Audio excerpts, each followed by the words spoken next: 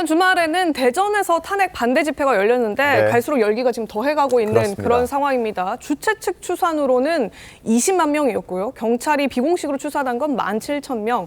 좀 갭이 크긴 합니다만 열기를 띄웠다 이렇게 공통적으로 보고 있는 것 같습니다. 대전 경찰청 관계자도 대전 경찰청이 생긴 이래 가장 많은 인원이 모인 집회였다 이렇게 말을 할 정도였다는데 지금 부산, 대구, 광주, 대전까지 최병무 의원님 이 열기가 식지 않고 있는 이유는 뭐라고 봐야 됩니까? 그렇죠. 아니 저기는 뭐 이제 그 지금 세이브 코리아라는 데가 주관하는 뭐 네. 국가 비상 기도회 뭐 이런 형식을 띠고 있잖아요. 그래서 이제 많은 사람들 특히 그 국가 비상 기도회라는 그러니까 세이브 코리아가 그러니까 나와달라고 얘기하는 것보다 훨씬 더 많은 숫자가 지금 나오고 있는 그런 단계입니다. 네. 아마 뭐 광주 집회 같은 경우는 이제 그 강기정 광역시장이 장소를 불허한 데 따른 반발 뭐 이런 것도 저는 영향이 있었다고 보고요. 예. 어제 이제 엊그제 대전 집회 같은 경우는 이제 원래 한 2만 명 정도 신고를 했다고 하죠. 네. 근데 이제 경찰 비공식 추산으로 보면 17,000 뭐 이 정도면 대개 그냥 자기네들이 예상했던 수준. 그러나 저 대전 보라매 공원을 뭐 가득 메운 거는 우리가 동영상으로 확인할 수 있으니까. 네. 저 열기가 뭐 그렇게 쉽게 식을 것 같지는 않다. 그리고 이제 이번 주말에 또 서울에서 한다고 그럼요. 하니까 3월 1일에. 아마 그런 연장선상에서 본다면 여전히 이 탄핵 반대에 대한 어떤 일부 계층의 네. 강력한 집회 뭐 이런 것들은 이제 계속될 걸로 보이고요. 뭐 그러나 그것이 곧 뭐 예를 들어서 뭐 탄핵 반대 여론이 뭐 찬성 여론을 뭐 앞섰다 이렇게 얘기할 수 있는 건 아니니까 네. 그거는 그냥 어떤 이 강성 지지층의 결집 뭐 이런 것들을 의미하는 거라고 봅니다. 최종 변론이 이제 가까워져 오고 이제 선고 시점이 가까워져 오니까 더 결집하는 모양새를 보이는 뭐 그렇게 보셔야 되겠죠. 예. 이제 내일에 윤석열 대통령이 이제 최후 진술을 하고요. 네. 그다음에 이제 3월 1일 집회라는 거는 결국 또 헌재 결정이 이제 3월 중순쯤에 아마 나올 네. 걸로 예상이 되니까 뭐 그런 것들을 통해서 뭐 찬성 반대 뭐 이런 각각의 결집력이 훨씬 높아지는 그런 단계라고 봅니다. 네. 자, 이날도 어김없이 전한길 씨는 연단에 섰습니다. 그리고 국민의힘 장동혁 의원이 연단에 올랐는데 늦게 나와서 죄송하다 이런 목소리를 내면서 호소하기도 했습니다. 목소리 들어보겠습니다. 마음대로 카카오톡 검열하려고 하고 민주당의 입법 폭주 29번의 탄핵과 상상할 수도 없는 예산 삭감으로 대통령을 탄핵시키고 제가 나와서 죄송합니다. 그리고 감사드립니다. 탄핵이 시작되고 내란죄가 시작됐던 홍장원의 메모가 세상에 나왔습니다.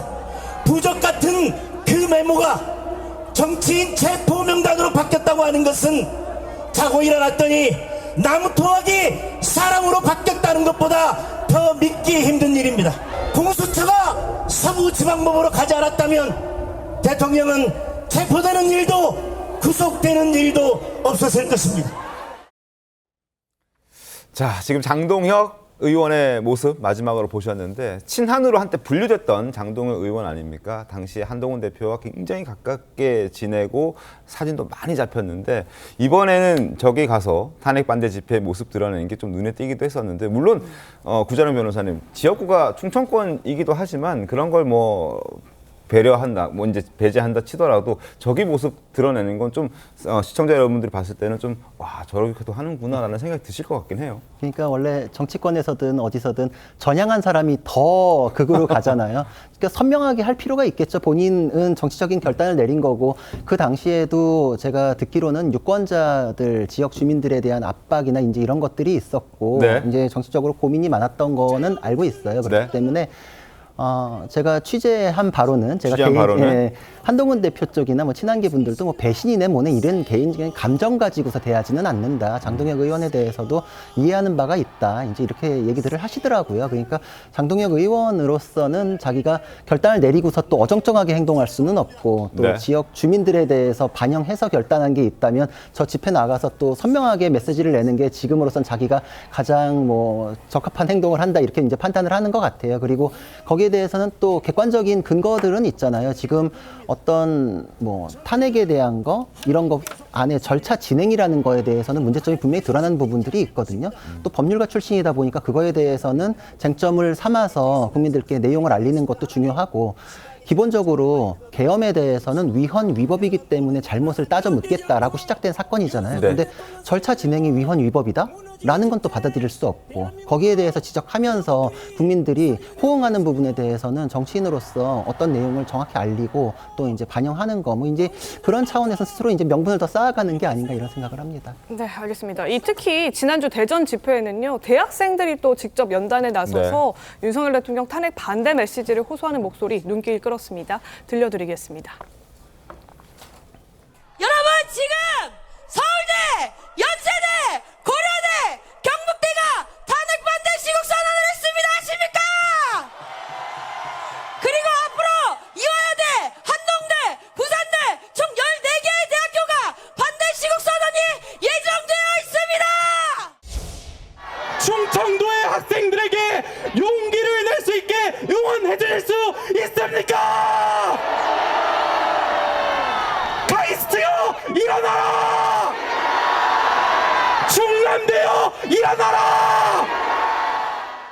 네, 이 대학생들이 직접 탄핵에 대한 입장을 내는 이 목소리 당분간 계속될 걸로 보여지고 있습니다. 지난번 금남도 탄핵 반대 집회에 이어서 진보의 본산으로 꼽히는 광주 전남 지역 대학생들도 시국선언에 참여를 한다고 하고요. 네. 뭐 부산대, 영남대, 조선대, 전남대 지금 순서대로 오늘과 27일, 28일 잇따라서 탄핵에 반대하는 대학생 시국선언 집회를 연다고 합니다.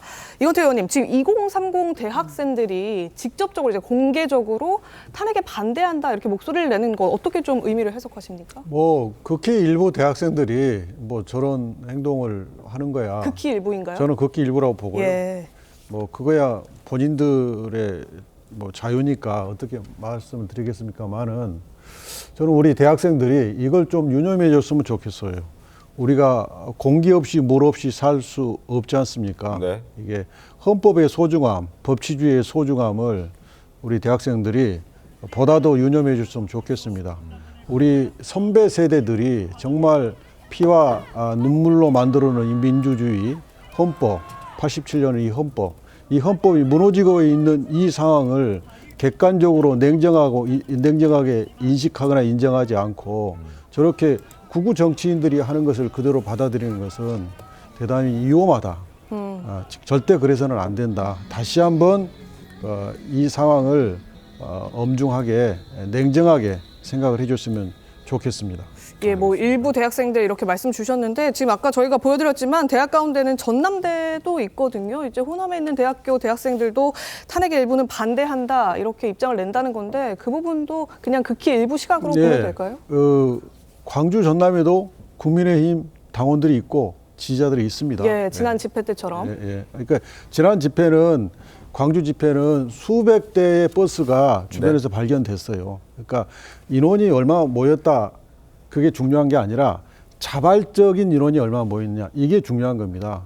탄핵 찬성하는 광화문 집회에 가면 모두가 자발적인 시민들이 온 거예요. 그 집회의 성격이 중요한 것이지 집회에 얼마나 모였느냐. 주변에 그러면 수백 대 관광버스를 어떻게 설명할 겁니까? 예, 그 집회와 최고위원님, 대학은 또 네. 대학 집회는 다르다 이 말씀이신 것 같습니다. 글쎄, 그 뭐 저희도 이제 그 탄핵 찬성, 탄핵 반대 집회 뭐 이런데 이제 가끔 나가보고 뭐 언론 보도도 보고 하지 않습니까? 이게 뭐 극히 일부다. 이렇게 얘기할 수 있는 거는 굉장히 주관적인 저는 판단이라고 보고요. 극히 일부인지 네. 아니면 뭐 절반 정도가 되는지 그거 누가 확인했죠? 아무도 거기에 대해서 공신력 있게 확인해 준 사람 없습니다. 그러니까 그냥 저는 이제 정파적인 주장을 하시는 걸로 그렇게 이해하고요. 다만 이제 대학생들이 그동안의 이런 탄핵 반대 집회에 전혀 그 2030이 모습을 드러내지 않았는데 네. 윤석열 대통령 탄핵 심판이 이제 헌재에서 이런저런 여러 가지 논란 끝에 지금 막바지를 향해서 가는데 그 2030 세대들이 이제 저런 집회까지 공개적으로 나와서 발언을 한다. 이게 이례적인 현상은 틀림없어요. 네. 과거에 노무현 대통령 탄핵 때나 아니면 박근혜 대통령 탄핵 때 저런 현상이 없었거든요. 그렇기 때문에 이 이례적인 현상을 분석하려고 해야지 그게 극히 일부다라는 주관적 견해로 매도할 상황은 저는 아니라고 보기 때문에 네. 그리고 또 이런 것들이 그럼 왜 2030은 바로 윤석열 대통령 탄핵 반대 집회에 나와서 저런 목소리를 내느냐 뭐 그런 것들을 오히려 분석하는 게 저는 기성세대의 뭐 일종의 의무 아닌가요? 그렇게 보는 게 맞는 거지. 자꾸 그 뭐 무슨 극우 정치인에 뭐 편승했다 뭐 이렇게 얘기하는 그 자체가 저는 정치적 편향성에 불과한 것이다 이렇게 봅니다.